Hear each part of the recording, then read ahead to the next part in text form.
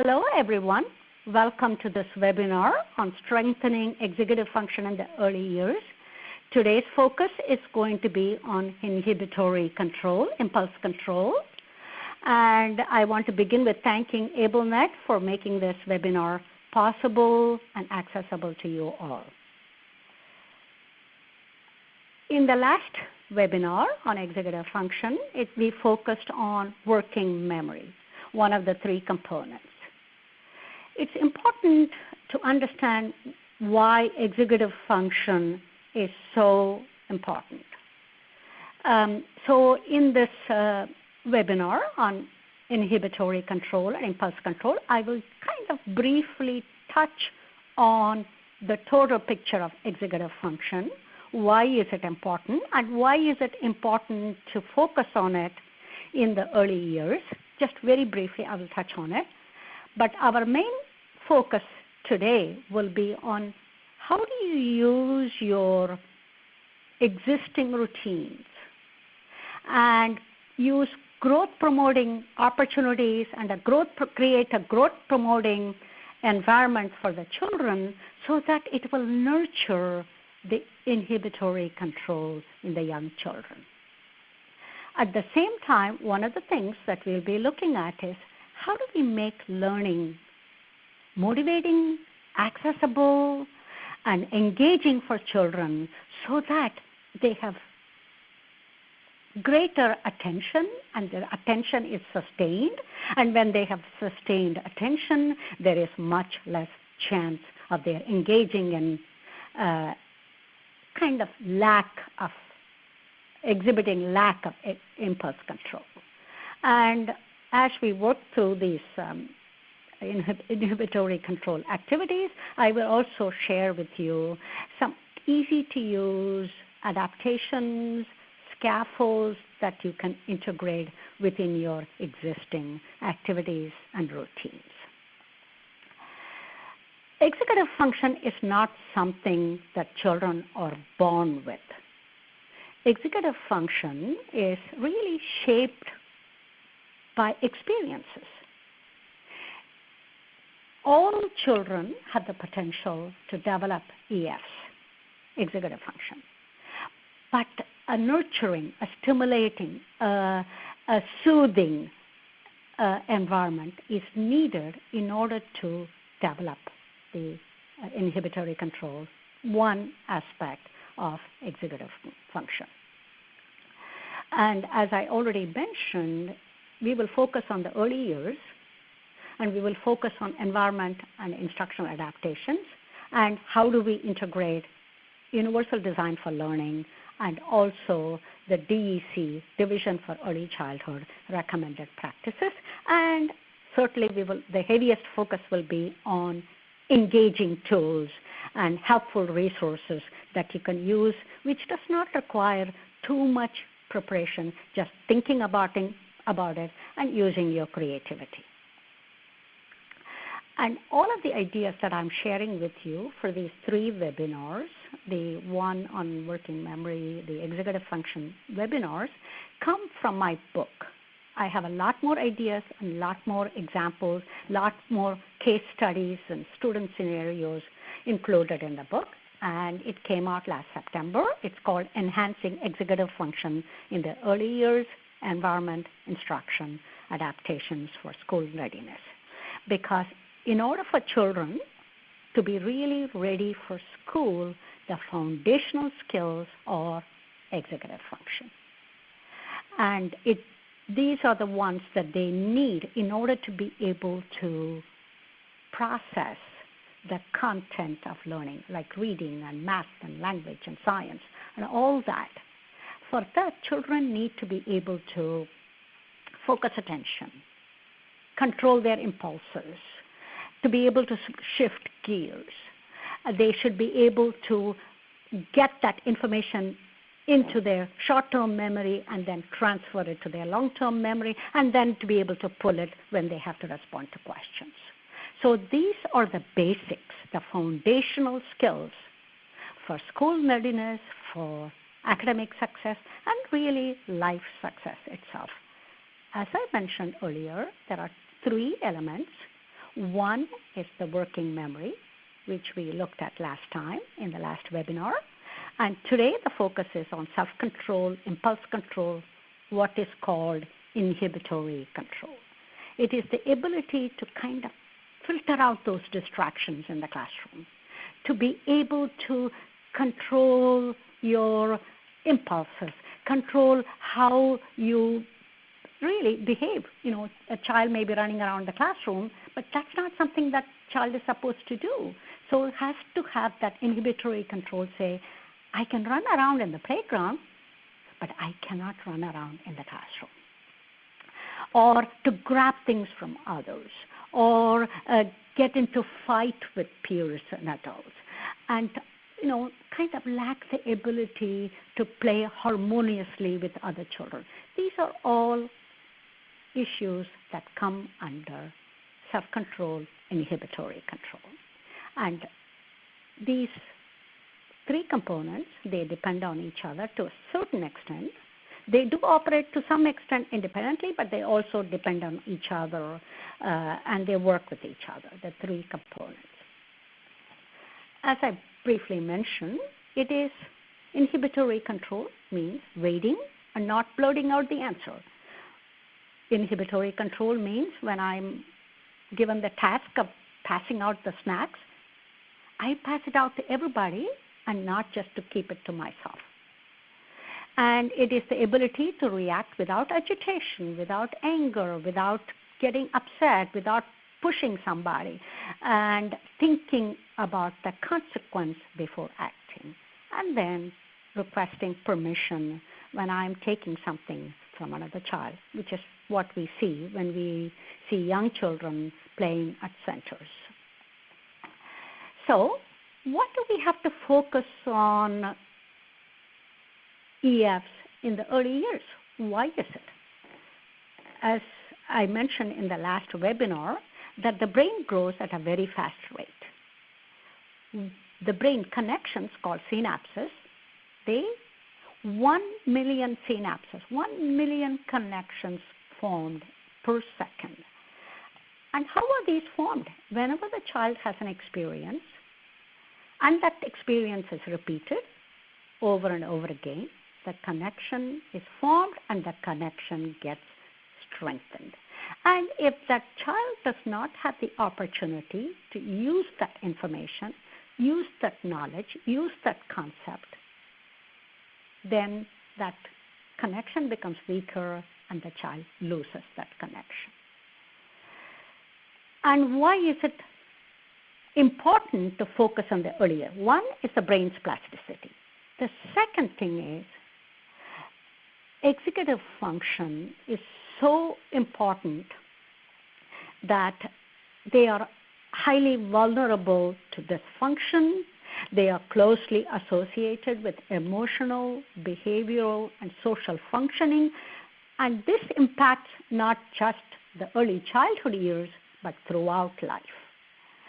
And because the prefrontal cortex matures slowly, its development is heavily dependent on the environmental stimulation that the child receives, and it also relies on a variety of cognitive processes, and we have the great opportunity during the early years to nurture that. And as I said earlier, EFs are shaped by the kind of experiences children have. And the other important thing is researchers found that kindergarten teachers, they were surveyed and they ranked self-control and for school readiness, they ranked self-control and sustained attention as more critical than even content knowledge. That's one of the important things that we need to remember. The second thing is this one I briefly referenced last time. They looked at a group of children, 1,000 children, and they found that some children, even at an early age, exhibit inhibitory control. lack of inhibitory control even in the early years. So that is why it is important to address in the early years. And also, it's as I said, it's vulnerable to dysfunction. And if it is not addressed in the early years, this problem could get worse. And also, what they have found, when you intervene in the early years, it has very beneficial effect, and it has long-term beneficial effect. And having this inhibitory control is extremely important because it affects life itself. It has impact beyond school for better life outcomes.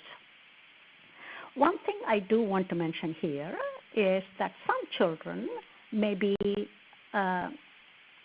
especially children with ADHD or children with autism or children with conduct disorder may have some issues with inhibitory control, and they may also have issues with working memory and the other component of executive function, that is cognitive flexibility, which I will address in the next webinar.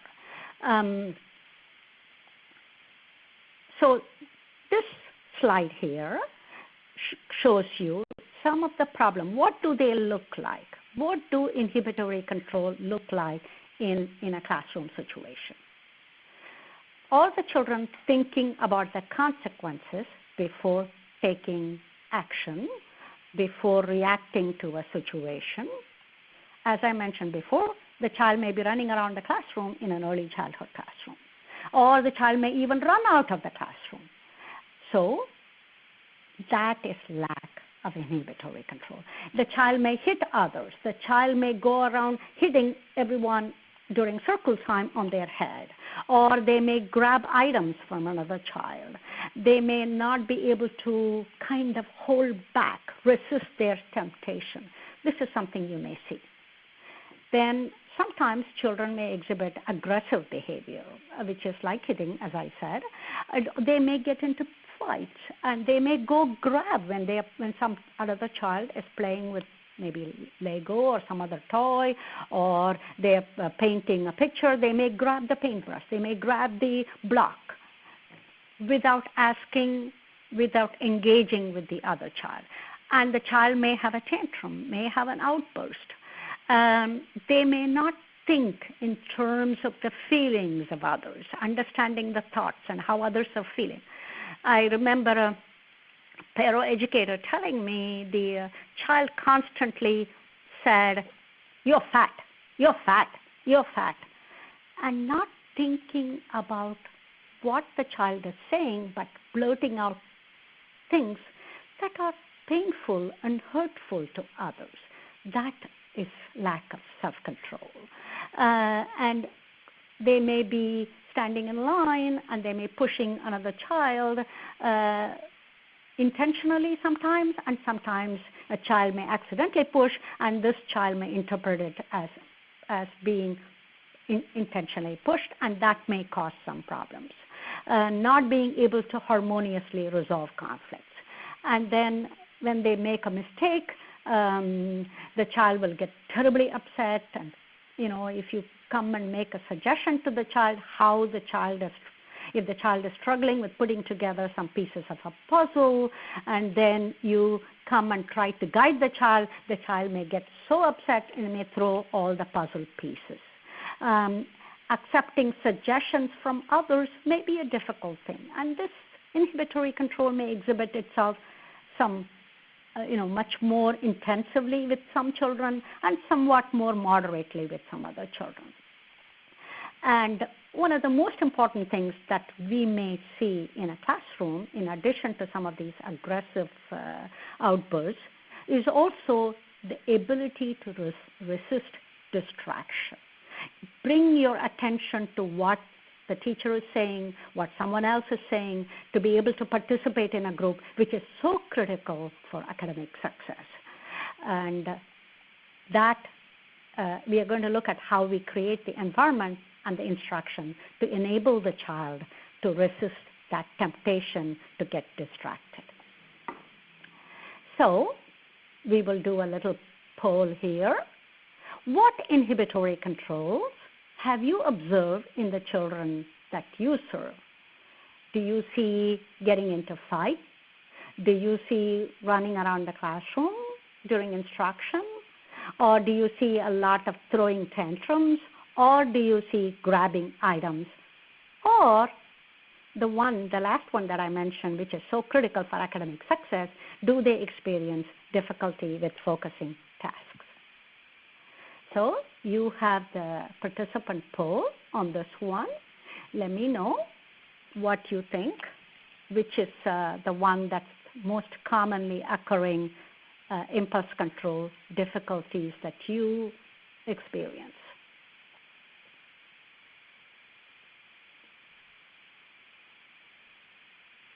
Okay. So it's coming in. And it looks like, based on the results are still coming in, one thing I do see, and I think this webinar is going to help you with that, and that is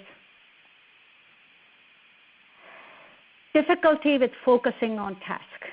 I think in a way that is somewhat easier to fix than getting into fights. Okay? Getting into fights is aggression, and we really don't want to see that. But we can do things in the classroom through the activities, through scaffolds, through environmental manipulations, and providing some adaptations and some tools. We can increase the task focus, and that is very critical. And also I see another one that's pretty high, running around the classroom during class.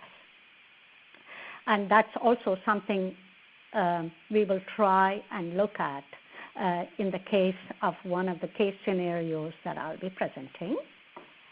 Okay, what are some best practices? I'm not going to go into great detail because I did mention this in my last webinar, but what I do want to mention is we have to be understanding and recognize that different children mature in the early years at different rates. So the educators who are serving young children, we should be careful about what kind of demands we are imposing on children. Children cannot be expected to sit for a period of 20 minutes and to be able to focus attention for the entire time. That's difficult for 4-year-olds and 5-year-olds. So that's, while some may be able to do it, a lot may not be able to do it. So that's something we need to understand. The other thing we have to carefully look at is, are we offering the children multiple ways of presenting the information to the children? Are we using storyboards? Are we using concrete objects? Are we using manipulatives? Are we using models? Because these are all things that will engage their attention and sustain their attention so that they won't get distracted and the task focus will increase, and these are motivating materials. The other thing we have to do is give children opportunity to be able to respond and interact, and it should be a back and forth interaction that should be taking place to sustain their attention. And for that, you have to make sure that some children may verbally respond, some children may point, but some children may make choices, and some children may make choices using assistive technology tools. And finally, in the ways to engage children, we have to make sure that we use motivating activities like songs, movement, art, role play, and drama embedded within our activities. And that is so easy to do, especially when we are working with children 4 and 5 years of age, because we can integrate these songs and movement and actions and physical activity when we are presenting stories and during our centers and circle times. And then finally, I do want to mention Division for Early Childhood Recommended Practices. Whenever you get a chance, please do visit that, and they have a lot of resources with examples on all the best practices for early childhood. So one of the easiest things to do and the least intrusive is structuring a supportive environment in the classroom. Most of you, I'm sure, will agree that you do offer structure and predictability. Make sure that it is in place all of the time, not only during your regular routines, but when you have a fire drill, or you providing advance warning to those children who get terribly frightened by that kind of a drill. So there should be a predictability even in that unpredictable type of action or routine. And make sure you have visual boundaries in the classroom, that different areas clearly defined.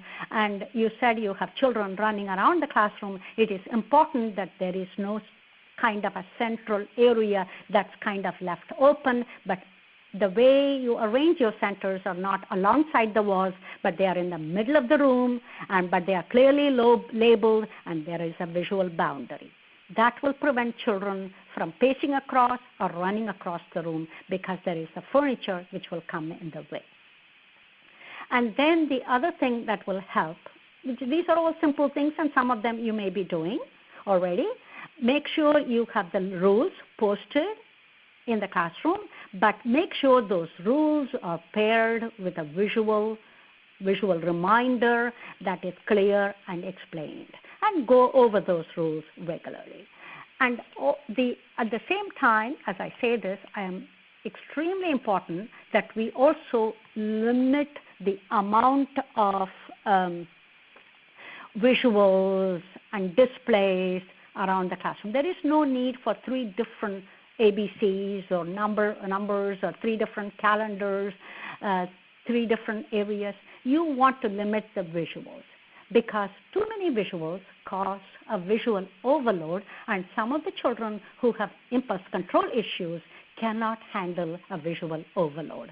A group of researchers who examined this situation, they found that when the classroom was sparsely decorated and uncluttered, they found that the children were far more engaged, far more on task. So that kind of addresses one of the things that you brought up, that many of the children. So take a look at your classroom. Are there too many visuals? Do you have only the ones that you absolutely need? And then make sure that you can change your visual display from time to time. But make sure your classroom is uncluttered, and make sure there is only a limited amount of visuals in the classroom. The other things, important thing that you want to have as part of your classroom is a designated calming space in your classroom, so that the children who cannot sit for 20 minutes of a circle time can maybe after about 10 minutes of sitting and they are looking fidgety and agitated, you can ask them to take a break card and go to the calming space for about 2 minutes, 3 minutes, 5 minutes, and then return back to circle time. So make sure this is a calming space that is designated for just calming. It's not a timeout area, and make sure you have one of them in your classroom. Some of the things is make sure that you have very high levels of engagement from all the students. That will, seating students who are likely to pay more attention as to service model next to children who get easily distracted. And watch for any restless behaviors in the children, and then use discrete signals and cues to guide them. Maybe you look at that, and then that's the time for them to go take a calming space break. Use reminder cards and make it as discreet as possible. And then when they are calm, maybe you can even practice it with the whole class, model the thinking process, how they can calm down. And later on in one of the slides, I will mention about the breathings exercise or that you can practice or incorporate that so that for everybody to learn to calm down. And you, of course, all of these require practice over and over again so that we transfer that information to long-term memory and then we can pull it back when we need. That's where the working memory comes in. Okay, what are some things that will help in fostering impulse control, inhibitory control in children? One of the first things, and it's one of the easiest things maybe in a way to do, we need to strengthen the social emotional competence of children, and the stories and the picture books that we use, as well as some practical activities, music, song, movement, all of this can be used to promote that social emotional competence. We want children to be able to label their feelings. We want children to be able to express those feelings safely, without agitation, without reacting strongly and hurting others or hurting other people's feelings. And we want to practice these emotions, the safe emotions, recognizing the feeling through drama, through role play, through problem-solving activities. And I'll give you examples of all of them as we go through. And then one of the other things that you want to teach on a regular basis, and research is emerging that this is a very helpful practice, and that is teaching calming techniques through yoga, through breathing practices, and mindfulness-based strategies. And towards the end of this year, I will have a webinar just focusing on that. And then play games. And you know, somehow these days when I go into early childhood classrooms, I don't find teachers playing games. Games is a way to relax. Games is a way to calm down. Games is a way to build peer partnerships. Games is a way to build that impulse control and to be able to take turns. So, and then incorporate music. It will bring joy and it will lower the anxiety level of the children, and children will be able to calm down. Okay, here I have a suggestion for a word wall that you can create using the feelings words, the emotions words. It will help teach, as I said, teach inhibitory control with intentional, intensive instructional techniques, teaching about feelings. Okay, and I'm going to have a list of books in the next slide that will help you with this, just to strengthen emotional competence. But you can also create, looking at the slide, you will get an idea of what to do, and you can create a feelings word wall. You show the children, and you explain to the children a sad face or a happy face or a scared face, angry face, and then first you may say, give an example to the children saying, you know, I feel sad when I don't get to work on time, or when somebody comes in my way, or when some sad news I hear in an email, or something like that you can mention. And then have the children, okay, when I don't get a turn at playing with the blocks, or when I don't get a turn to play with the computer, I feel sad. Okay, so you can encourage children to come up with a situation, and you can write it down on a huge card, index card, and then you can put it on the vocabulary word wall. You have the picture of the emotion, you have the word for that emotion, sad or happy or whatever, and then you have the children's own situational experience related to that. Or when we play games or when we go outside, we feel happy. I mean, you can come up with different things yourself, and the same way you can encourage children to come up with the words. And those children who are not communicating using many words, they may be able to identify, select from two pictures one that goes with that particular situation. They may make a choice. So everybody has a turn at participating. These are some books that will help with building emotional literacy. You may be familiar with some of these books. On Monday When It Rained is a great book with wonderful photographs of different emotions. And this young boy expresses his emotion through the photographs that are displayed, and each one is associated with a situation. So you can actually read this book and use that as the floorboard for creating your word wall. So it will be the practice activity following this book. And then the children come up with their own situation. When I don't get my friend to come and play with me, I feel sad, says the boy. So you can come up with your own children's expression of their situations associated with each feeling word. The other book, one of my favorite books, is When Sophie Gets Angry, really, really angry. This shows how Sophie gets angry because she doesn't want to share, and then her mother gets upset with her and insists on her sharing with her sister, and then she goes for a walk and she calms down. And it's a beautiful book with extremely well-designed pictures. The illustrator has done a phenomenal job, and it also shows how Sophie calms down, and that it is okay to feel angry, but it is not okay to express that anger in a negative manner, but you need to learn how to calm down. And there are other books like The Grouchy Ladybug, Glad Monster, Sad Monster, Swimming, and then there is that book Feelings by Aleki. But these are all books that will help build emotional literacy. So what are some things that you can do? You will find the Center for the Social Emotional Foundations of Learning has a lot of resources, and they have something called the Book Nook, and they actually illustrate different activities that you can use with some of these books. And so use problem-solving activities with your children. This is a problem, and have the group comment, give their opinion on how to solve the problem. Use puppets if necessary, which will increase their interest.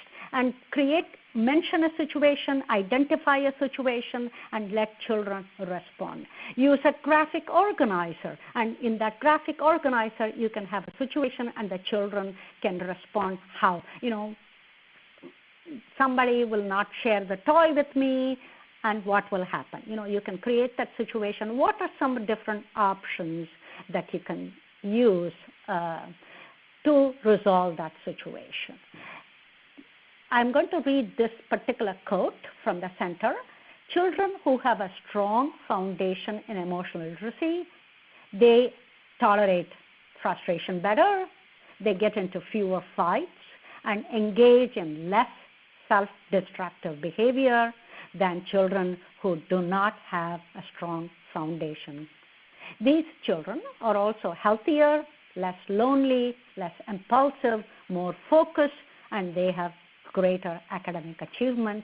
And that's exactly what all of us want. And we did want children to be able to focus much more, and we certainly want them to have greater academic achievement, and we certainly don't want them to be impulsive. So teach, model, encourage problem-solving strategies, and use picture books, the classics, many of the books that I mentioned, as the foundational material for you to conduct these activities. Okay, another one. This is, again, it is from the Center for the Social Emotional Foundations of Learning. It's called the turtle technique. And the turtle, children can pretend to be turtles, and they can act through these 4 stages of calming down. And this is a problem-solving technique. They have a problem. What do? They pull their heads in, saying, ouch, I know I am feeling angry because I don't get to play with the computer, and somebody else has taken already the cord for the computer, and I don't get to. Then think, stop. I cannot go and push that child down. I have to calm down. So they count, and they take deep breaths, and then they say, okay, I'm going to find something else to play with. So in other words, recognizing that you're angry, thinking stop, getting into the shell, taking deep breaths and calming down and coming out of the shell, then calm and think of a solution to a problem. And this is something you can practice with all of the children as a problem-solving turtle technique. Let's pretend to be turtle. And that's kind of role play, and children will enjoy it. And you can do that during your circle time as a group activity. And then some children may need additional practice with that. This one is something that I have designed. It's called calming cards. I generally use it with programs that serve older children when I do the consulting. And this is the 4 cards.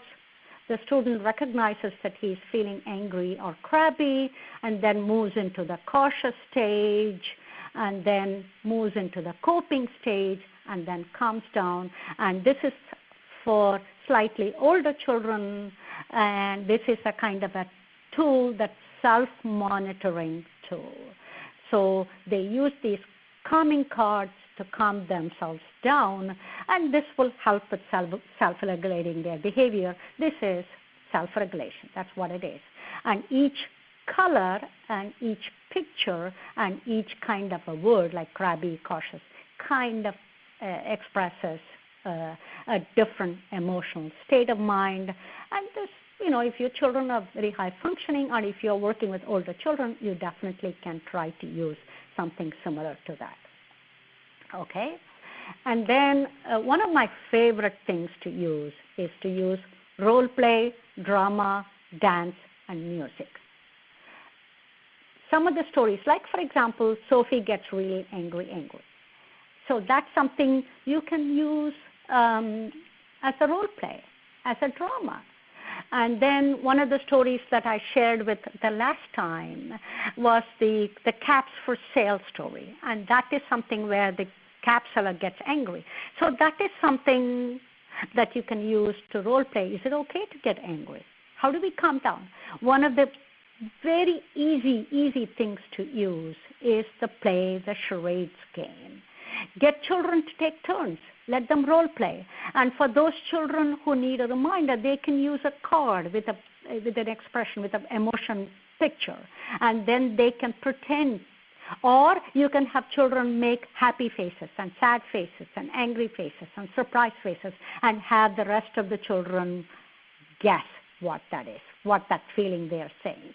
And for those children who are not able to verbally say that, they can make a choice between 2 pictures. And sing songs featuring feeling words. All of you know the song if you're happy and you know it, I'm sure. How about substituting, if you're sad and you know it, go tell someone. I mean, that applies even for us as adults. If you're surprised and you know it, jump with joy. So you can substitute words and you can make up your words, and you don't have to be a musician. You don't have to be a fantastic singer. Children are not going to be judging our music. So make up your own song and have the children. And, you can also combine it with picture cards that show the different faces, and you sing that song, and the children see the picture and they come up with the words like, if you're feeling sad, if you're sad and you know it. And then you can also use movement activities. For example, you can do the freeze dance. But the only difference would be, the modification would be, when you do the freeze dance and the music stops, the teacher shows a picture and the children do the action that is displayed in that picture. That means they are inhibiting that natural reaction to stay frozen, but instead they do the action that is on the picture. That builds inhibitory control. Then another one that you can do is, same thing you can do with musical chairs. When the music stops, there are a couple of things you can do. Either they go find a partner and they find the partner and they share the chair together, which means they have to kind of stop that impulse to go and occupy a chair themselves, but they have to find a partner that inhibits their natural reaction. And the second thing, of course, is you can do the same thing that you did with the free stance. When the music stops, in addition to sitting down or in addition to standing up or stopping, they do an action and then sit down. So there are things that you can do which kind of increases their attention as well as inhibit their natural response. Okay, some other things that you can do. These are kind of generic things. See if you can incorporate movement activities as part of your routine. Let's say at the end of circle time or towards the end of center time before they come in, sit in the circle, you can infuse some movement. What they have found, when children have physical activities, they are able to exercise better self-control. In other words, the physical activity helps them to relax, helps them to unwind. And so because of that, they are less likely to exercise lack of self-control, but they are more able to exercise self-control. So, and the other thing that I said right at the beginning, see if you can incorporate yoga exercises. You can do it at the beginning of your circle time. Have a few minutes of breathing exercise and a few yoga practice exercise embedded within your morning circle. Or at the end of the day, before they get home, can they calm down? Or before they go outside for recess, or when they come back from recess, can they calm down, especially if you're going to do some kind of an instructional lesson. It is very helpful to have them calm down so that their focus is increased. And one of the things that I have mentioned here, it's called the Super Brain Yoga. You can Google Super Brain Yoga and you will find the description and also illustration of how it's done. That's something that you can also do. By the way, I do Super Brain Yoga every day and it helps me a lot too. And then, as I said, use practice breathing exercises to calm down and increase focus. Model for the children how to take mindful breaths and how they inhale and exhale through the mouth. Inhale through the nose and exhale through the mouth. So let's look at a couple of scenarios. A 4-year-old kindergartner, he has difficulties staying seated and attending to group activities. He gets up from his seat, wanders around the classroom, and sometimes he hides under the table, and sometimes during center activities, he even tries to run out of the classroom. So what are some things you would do? First of all, you would begin the circle time with a kind of a novel item or a puppet to engage this child's interest. Offer him also a special role to play. And if that puppet is connected to the story at different points in the story, he gets to show everybody. So for that, he has to sit still and pay attention. And he also has a role to play, which will sustain his attention because he wants to be the star. And also another thing is reduce the total time he has to sit.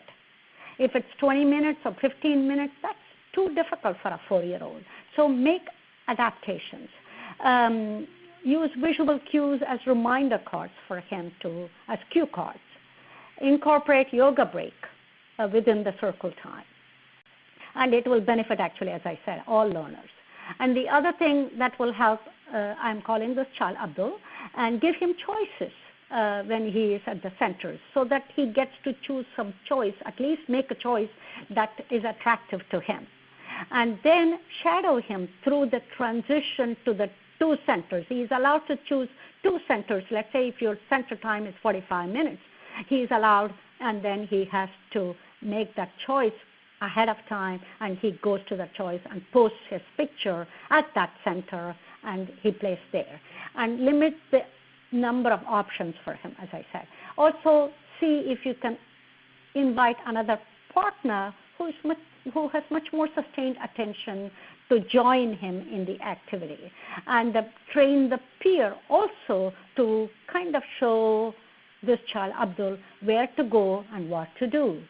And one of the other things that I would do is to post a stop sign at the door and use that stop sign to help the child to stop running out of the door. And this is something you have to practice separately, individually with him. When he sees that stop sign, it means stop, freeze, turn around, and get back to the center or the place where he was playing. And this is something you have to train him on that. And by the way, I have recommended this practice to other teachers that I have coached, and they have used it successfully. And so this is something you teach when the child is calm. And then immediately provide feedback that is encouraging. Oh, I like the way you stayed at that center. You played with Robert very nicely. You put that blocks together and built a nice, make a comment that is specific to what he was doing and specific to encouraging his sustained attention and self-control. And why I'm saying that, we have a tendency to use good job, but not the specific feedback that we need to use. This is another child, a 5-year-old. He is physically aggressive towards others. When another child accidentally bumps into him or plays with her or takes a book that she is interested in or a toy, or even when she is in the playground and she wants to sit on a swing, she doesn't want any other children there. She gets angry. She tries to push the other child. She will sometimes hit the other child and try to grab the items from the other child. And this happens kind of quite a lot. And this is during snack time, and this is during playtime, this is in recess time. So one of the things that she needs to learn is to get in touch with her feelings. So some of the things that I mentioned earlier about building her social emotional competence and her emotional vocabulary is important. In addition to your group lesson, this is a child who may need additional one-on-one individualized practice. And she has to learn what is acceptable, what is not acceptable in social interactions. You can ask if you can share the toy, if the person will give you that block, if the person will give you the book, but you cannot grab that. And you can wait for the child to get off the swing and then get on the swing. Then you can ask nicely, can I swing after you are done? And sometimes the children are so innocent and so sweet, sometimes they even get off immediately to let this child who has a desire to sit on the swing play. So number 2 is social narratives. And if you go to autism internet modules, you will find a description of social narratives, and they are visually represented stories describing different social situations and how to use appropriate responses or appropriate behaviors to deal with the social situation, and you can create a social narrative to help with this particular child. And another thing that you might want to do is when this child is feeling angry or agitated, to go to the calming space, calm down, take deep breaths, and then come back and rejoin the group. Use a variety of calming activities. Use mindfulness practices, breathing exercises. Teach them individually to build her strength in impulse control. Some of the other things, find out what is triggering these kind of issues. Always triggers help because the antecedents. What happens? What causes these? And are there some consequences that happen that seem to reinforce? So examine that as well. And, teach it in such a way that you're breaking down the tasks that is into manageable and simple steps for her to understand. And for children who are experiencing communication difficulties, And you may have to use assistive technology. You may have to use visuals to help them understand. You may have to use cue cards paired with pictures. I have shown one picture there when they have to stay in their seat or stay in their mat. You show a picture paired with the words, the text, stay in seat, and their picture or the picture of a child, and you show that cue card as a reminder to the child. And similarly, you can use for play nicely, share toys in the center area or in the blocks area, and quiet voice near circle time. So all these things that you can use. Some of the things, or I'm going to kind of share a few games. Try to find out how children naturally calm themselves down at the end of getting agitated. See if you can try some of the same. Some of the games that you can play to build their attention and their focus and reduce their self-control issues is playing games like Simon Says.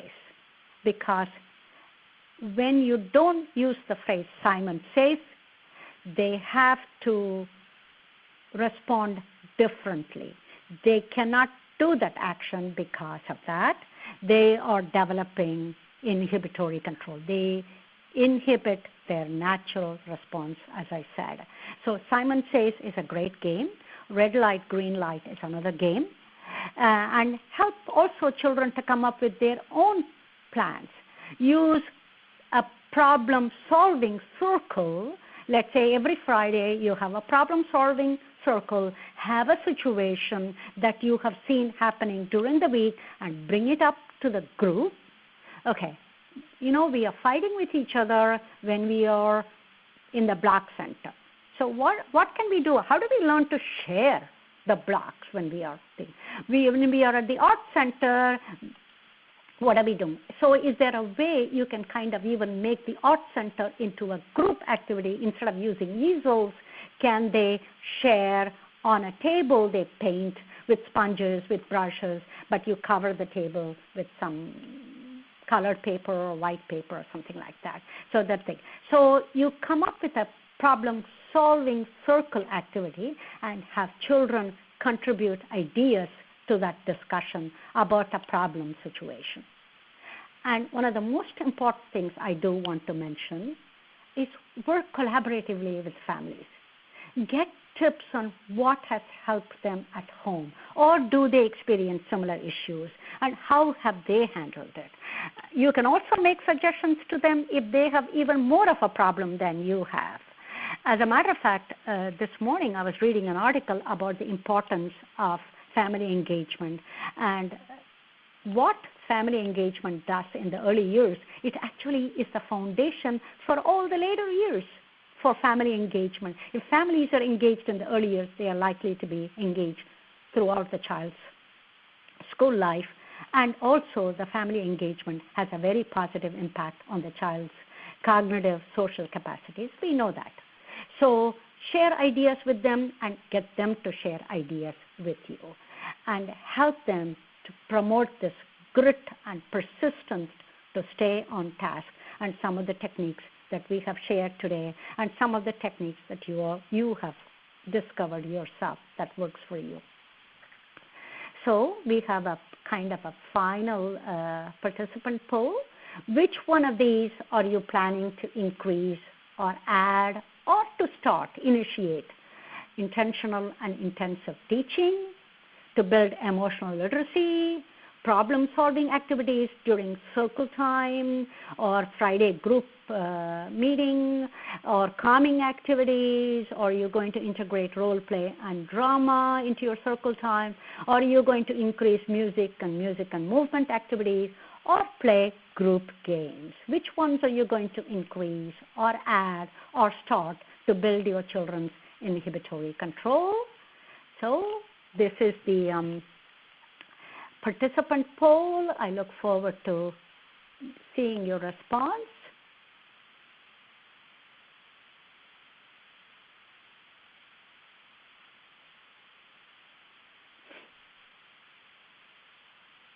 Okay, I see almost 4 areas emerging, which makes me feel very energized. You're going to build emotional literacy. That is absolutely critical, and this is something that you can very easily embed into your routines because you're already doing stories, I'm sure, on picture books, and practicing daily calming activities. That is wonderful because it doesn't really take more than 3 or 4 minutes, and then later on, the school year, or this calendar year rather, I will share a webinar where I will share some activities on calming techniques. And I also see increasing using music and movement, and there is research clearly showing when you use movement activities, physical activities, it increases their task focus and decreases their fidgetiness, their lack of self-control. I am so thrilled about this, that you are planning to use some of these things. And this is a chart that kind of will apply to the next webinar I'm going to share with you as well as today.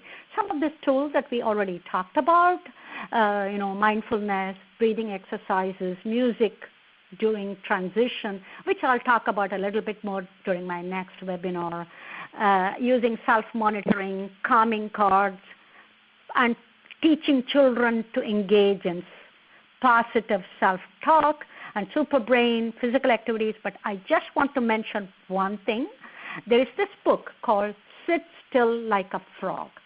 It's a parent book, but teachers will find it very helpful too. It comes with a CD, and it is really about mindfulness practices. And it's a great book, and I find it very helpful. It's called Sit Still by a Frog. Sit Still Like a Frog, and it is by Snell. Okay, and as we close, I would like to bring back all the things that we talked about. What we want to achieve inhibitory control in children. We want to make sure we have engaging and motivating instructional activity, because when we increase that sustained attention, we naturally prevent children engaging in activities that show a lack of self-control. And we want to make sure we have hands-on activities, again, that is very highly engaging. We want to engage children in problem solving so that they will develop these skills in controlling their impulsive behavior and monitor themselves, because that is a tool that helps them throughout their life. And you want to make sure for those children who have difficulty with transitions, especially when it is activity like centers or going out to recess, you want to provide additional supports. Make sure for those children, especially children with autism, that you are continuously using visual guidance and cues. Incorporate mindfulness practices, because that is a tool not just for children. I find mindfulness is something that is just as applicable to me as to the children. It's something that puts us on thinking about this moment and focusing attention to this moment. And physical exercise, yoga, music, games will energize the children and also bring joy to the children. And as I said, do involve families and get their support. That will build success with your initiative to increase your children's impulse control, inhibitory control. Again, these are all the books that I have written. And the most recent one, as I said, is on executive function, and I'm an educational consultant, and I write books. And of course, I do webinars and provide services like this. And I have included a number of resources in this webinar handout. and you will find that 2 or 3 of them are absolutely easy to access and very helpful. One of them happens to be the Center on the Developing Child. They have a number of resources, including videos to build executive function and what is happening. The other one is the Division for Early Childhood that I mentioned before. They have a number of resources available too. And I'm moving on. One of the things that you will find, I also have a number of books on autism and quick reference guide. And as I said, a couple of websites that you will find helpful. One is the Autism Internet Module, and the other one is the Center on the Emotional Foundations for Early Learning. And you can learn about the Superbrain Yoga in the Superbrain Yoga website. And I have added a video. Some of you may have seen that. It's called the Marshmallow Test. And that shows how young children can exercise self-control and resilience. Thank you very much for joining this webinar. I've really enjoyed presenting it, and I hope you have great success as you embark on this new school year. And the next webinar will be on cognitive flexibility, and that will be on August 21st. And I hope all of you will join me for that webinar too. Thank you to AbleNet, and I really appreciate AbleNet making this webinar possible for us. And thank you all. Thank you very much. Have a great afternoon.